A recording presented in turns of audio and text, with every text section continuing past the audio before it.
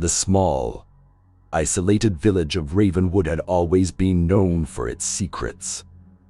Nestled deep within a dense, ancient forest, it was far removed from the bustling cities and towns of the modern world.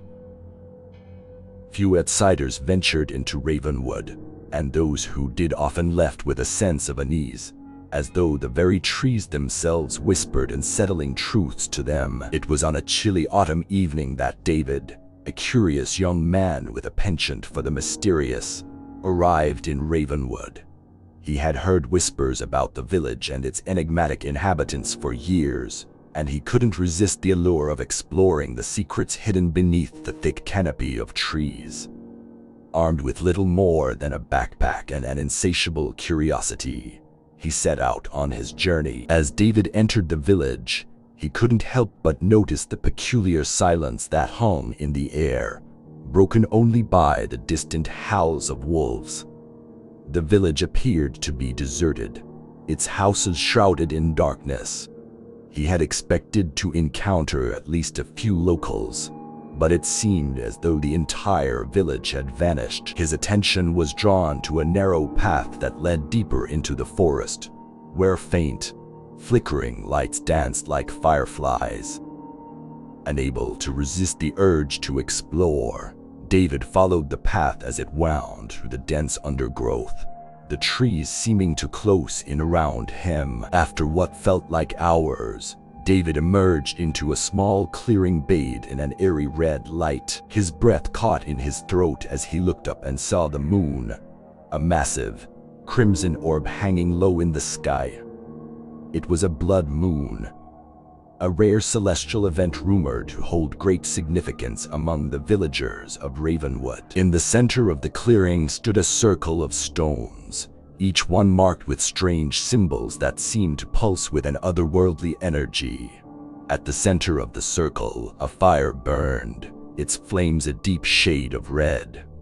Round the fire, a group of villagers in tattered robes chanted in a language David couldn't comprehend. As he watched in fascination and fear, a feeling of dread washed over him. He realized that he had stumbled upon the very heart of the village's secrets, the blood moon ritual. He had heard tales of this ancient ceremony, stories passed down through generations, but he had never believed them to be true. Hidden behind a tree, David observed the villagers closely. They were performing the ritual with an air of reverence and fear, their faces obscured by the hoods of their robes. In the center of the circle, a man lay on an altar, his eyes wide with terror, his wrists and ankles bound. David's heart pounded in his chest as he recognized the man on the altar. It was Michael, a childhood friend who had vanished from their hometown years ago. How could he be here?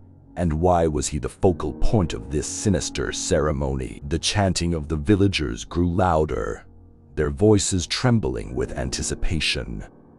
David strained to understand their words, but the language remained unintelligible. All around him, the forest seemed to come alive with unnatural sounds, the creaking of trees, the rustling of leaves, the mournful cries of unseen creatures. As the blood moon reached its zenith in the sky, a figure stepped forward from the shadows. He wore a robe of deepest black, adorned with crimson symbols that seemed to writhe and twist. His face was hidden beneath a grotesque mask, a grotesque amalgamation of human and animal features. With a ceremonial dagger in hand, the figure approached Michael, who thrashed and screamed in vain against his restraints. David's heart ached with helplessness as he realized that the ritual was about to reach its terrifying climax. The figure raised the dagger high above his head, and in that moment, time seemed to stand still. The forest held its breath, and David's own heartbeat echoed in his ears. Then, with a swift, brutal motion, the dagger descended, but before it could reach its intended target, a bolt of lightning split the sky.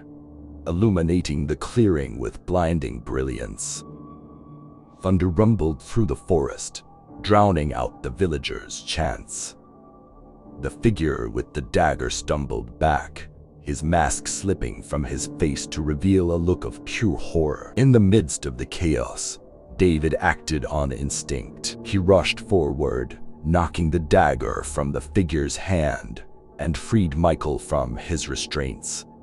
Together, they fled the clearing as the villagers scattered in all directions, their ritual disrupted. They ran through the dark, ancient forest, guided only by the faint light of the blood moon above. It was as though the very trees protected them, shielding them from the wrath of the villagers. As they reached the outskirts of Ravenwood, the crimson moon began to wane, and the forest returned to its eerie silence. Michael and David emerged from the woods, breathless and shaken. They vowed never to speak of the horrors they had witnessed that night, but the memory of the blood moon ritual would haunt them for the rest of their days. Ravenwood remained a village of secrets, its mysteries buried deep within the heart of the ancient forest.